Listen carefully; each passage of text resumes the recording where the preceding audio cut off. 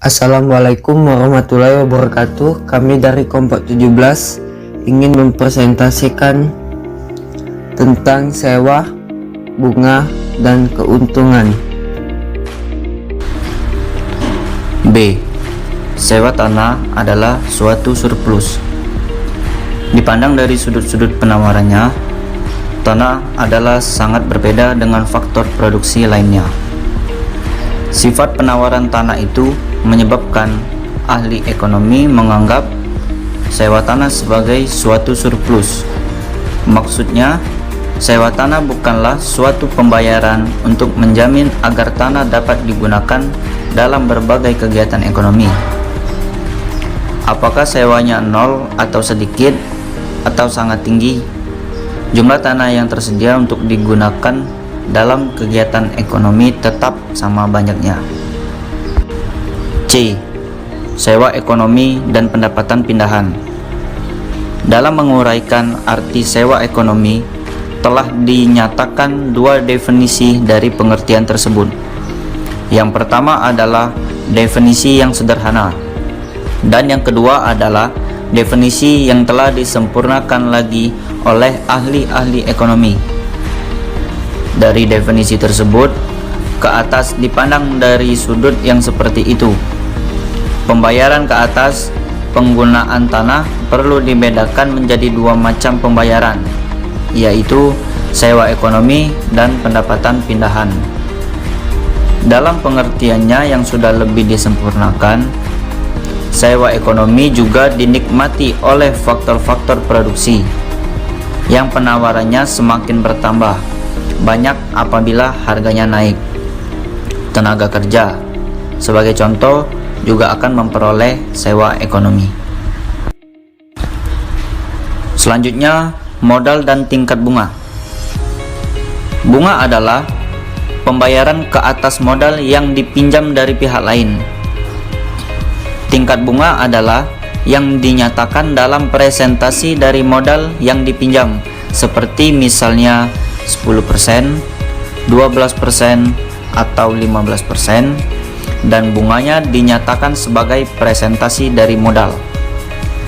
Investasi atau penanaman modal adalah pengeluaran sektor perusahaan untuk membeli atau memperoleh barang-barang modal lama yang lebih modern atau untuk menggantikan barang-barang modal lama yang sudah tidak digunakan lagi atau yang sudah asing. Produktivitas modal. Permintaan ke atas dana modal yang akan digunakan untuk investasi tergantung kepada produktivitas dari dana modal tersebut. Seperti juga dengan tenaga kerja, faktor yang terutama yang menentukan permintaan ke atas dana modal adalah produktivitasnya. Produktivitas dari modal dihitung dengan cara menentukan besarnya pendapatan rata-rata tahunan rasio, atau setelah dikurangi dengan penyusutan modal yang digunakan, dan dinyatakan sebagai presentasi dari modal yang ditanamkan. Produktivitas modal tersebut dinamakan tingkat pengembalian modal atau rate of returns. Tingkat pengembalian modal. Apabila sesuatu barang modal dapat digunakan dan memberikan pendapatan selama beberapa tahun, tingkat pengembalian modal dihitung dengan menggunakan rumus permintaan ke atas modal. Berbagai jenis investasi mempunyai tingkat pengembalian modal yang berbeda. Ada yang tingkat pengembalian modalnya tinggi dan ada juga tingkat pengembalian modal yang rendah. Apabila para pengusaha mengetahui sepenuhnya berbagai kemungkinan untuk melakukan investasi, mereka akan mendahulukan investasi yang tingkat pengembalian modalnya tinggi. Baru setelah proyek tersebut dilaksanakan, mereka akan mengembangkan proyek yang tingkat pengembalian modalnya lebih rendah. Tingkat bunga dan tabungan masyarakat. Dalam suatu perekonomian, tidak semua pendapatan yang diterima masyarakat akan digunakan untuk pengeluaran konsumsi. Sebagian dari pendapatan tersebut akan disisihkan oleh penerima pendapatan sebagai tabungan. Baiklah, saya akan menjelaskan beberapa tingkat bunga dan tabungan masyarakat. Tingkat bunga dan tabungan masyarakat ini dibagi menjadi dua pandangan. Yang pertama adalah pandangan klasik. Dalam analisis ekonomi, terdapat pandangan yang berbeda tentang faktor penting yang menentukan jumlah tabungan dalam masyarakat. Pandangan tradisional, yaitu pandangan ahli-ahli ekonomi yang digolongkan sebagai ahli ekonomi klasik atau ahli-ahli ekonomi yang hidup di akhir abad ke-18 sehingga permulaan abad ke-20. Berkeyakinan bahwa jumlah tabungan yang dilakukan masyarakat ditentukan oleh tingkat bunga. Berikutnya adalah pandangan Keynes. Menurut pandangan modern, yaitu pandangan sesudah masa klasik, tabungan tergantung kepada pendapatan nasional.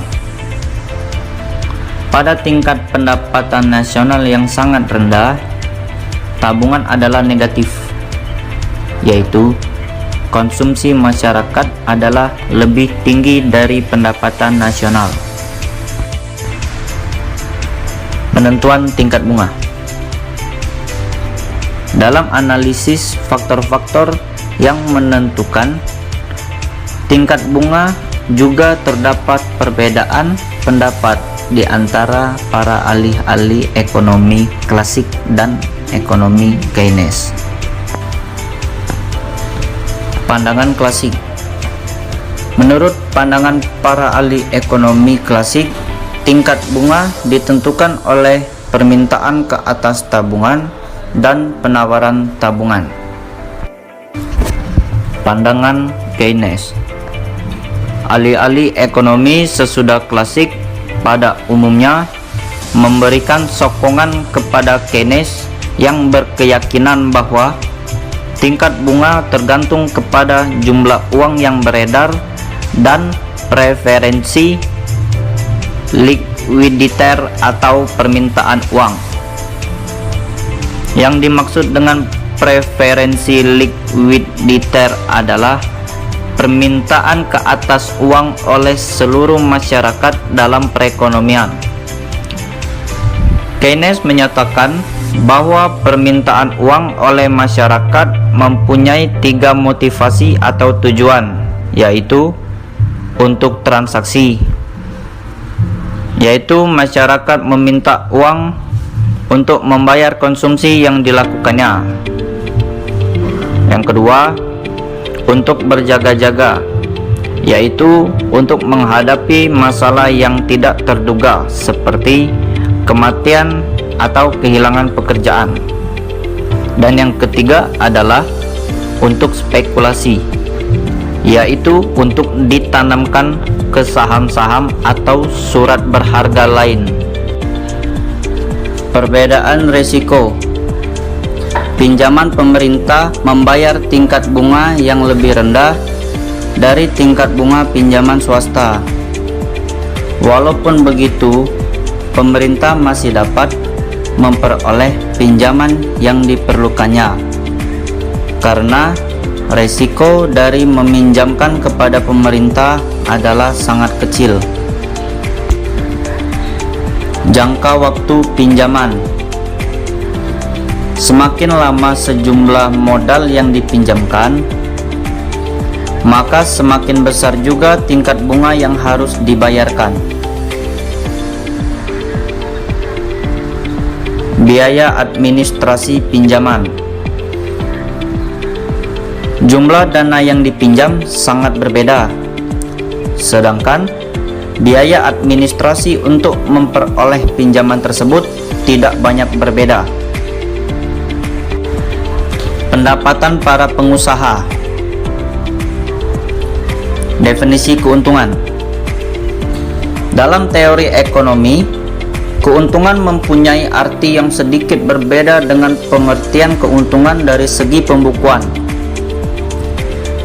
Ditinjau dari sudut pandangan perusahaan atau pembukaan perusahaan, seperti telah diterangkan di atas, keuntungan adalah perbedaan nilai uang dari hasil penjualan yang diperoleh dengan seluruh biaya yang dikeluarkan. Dalam teori ekonomi, definisi itu dipandang terlalu luas karena tidak mempertimbangkan ongkos tersembunyi, yaitu ongkos produksi yang tidak dibayar dengan uang, tetapi perlu dipandang sebagai bagian dari ongkos produksi. Keuntungan menurut pandangan pembukuan, apabila dikurangi lebih lanjut oleh ongkos tersembunyi, akan menghasilkan keuntungan ekonomi atau keuntungan murni.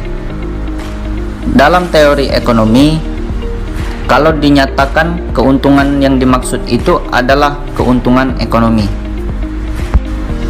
Sumber dari keuntungan ekonomi, seperti juga upah, sewa, dan bunga. Keuntungan adalah pembayaran ke atas jasa yang diberikan oleh suatu faktor produksi. Keuntungan merupakan pembayaran kepada keahlian keusahawanan yang disediakan oleh para pengusaha. Keahlian keusahawan tersebut akan digunakan para pengusaha di dalam membuat keputusan-keputusan berikut. Yang pertama adalah menentukan barang apa yang perlu diproduksikan dan dijual ke pasar, dan juga berapa banyaknya. Yang kedua, menentukan cara memproduksi yang terbaik dan kombinasi faktor-faktor produksi yang paling efisien dalam memproduksikan barang tersebut. Dengan demikian, pada pokoknya dengan menggunakan keahlian keusahawanan yang dimilikinya, fungsi para pengusaha dalam proses produksi adalah menentukan cara yang paling efisien di dalam menyediakan barang yang dibutuhkan masyarakat. Apabila usaha mereka berhasil, mereka akan dapat memperoleh balas jasa dari jerih payahnya dalam bentuk keuntungan ekonomi atau keuntungan adalah pembayaran ke atas risiko. Mendirikan dan menjalankan kegiatan perusahaan adalah kegiatan ekonomi yang penuh dengan risiko. Tidak terdapat jaminan bahwa sesuatu usaha akan pasti berhasil. Setiap tahun banyak perusahaan baru yang muncul, tetapi banyak pula perusahaan yang gulung tikar dan pemiliknya mengalami kerugian dalam bentuk uang maupun tenaga yang dikeluarkan. Maka ditinjau dari sudut risiko yang dihadapi oleh setiap jenis usaha, keuntungan dipandang sebagai pembayaran untuk menghadapi risiko. Keuntungan sebagai pembayaran ke atas kegiatan inovasi atau pembaharuan. Dalam perekonomian, biasanya terdapat banyak perusahaan yang menghasilkan barang yang sejenis dan barang yang tidak sejenis, tetapi sifatnya sangat mendekati dan dapat menggantikan satu sama lain. Kegiatan perusahaan untuk melakukan inovasi yaitu mengadakan pembaharuan dalam manajemen, pemasaran, dan teknik memproduksi. Pemegang peranan penting di dalam menjamin kesuksesan usaha tersebut dengan melakukan inovasi teknik memproduksi yang baru dapat diperkenalkan, mutu produksi dapat diperbaiki, ongkos produksi diturunkan lebih lanjut, dan barang baru diperkenalkan. Langkah-langkah seperti itu di satu pihak dapat menaikkan hasil penjualan dan di lain pihak menurunkan ongkos per unit produksi. Kedua-dua perubahan ini akan menaikkan keuntungan perusahaan. Dengan demikian, keuntungan dapat pula dipandang sebagai pembayaran ke atas kegiatan inovasi.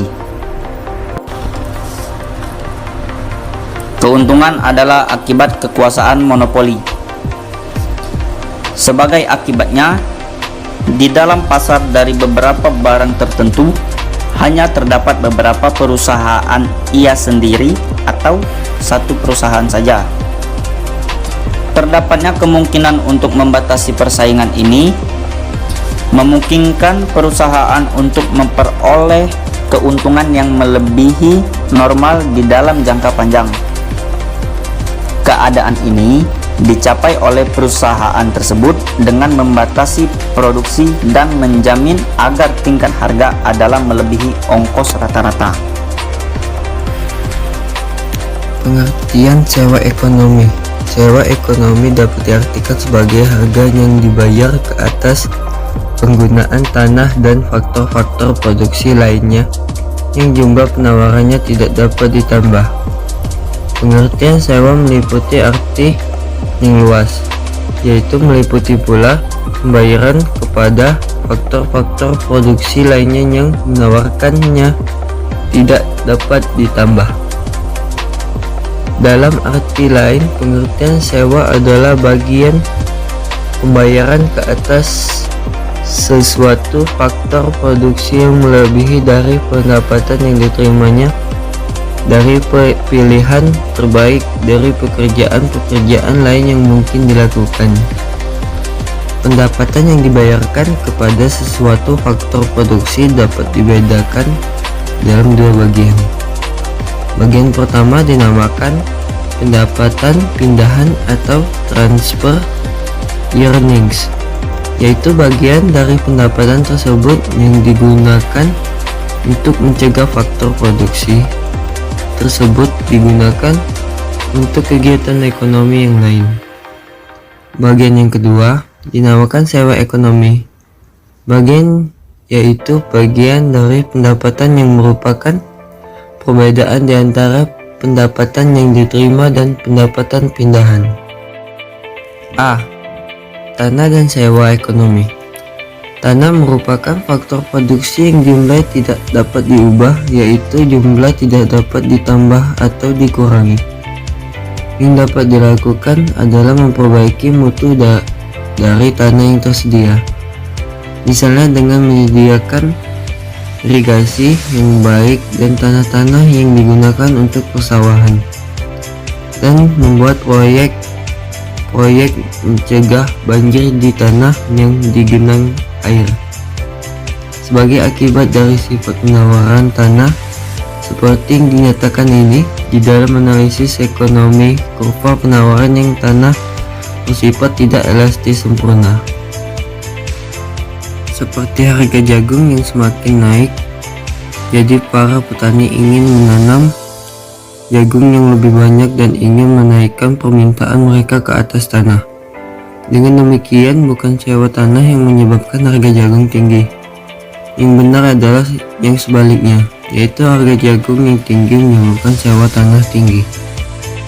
Oleh karena itu, sifat penawaran tanah yang seperti itu, besarnya sewa tanah tergantung sepenuhnya kepada pemerintahan ke atas tanah tersebut, jadi semakin tinggi permintaan, maka semakin tinggi pula sewa tanah yang harus dibayar.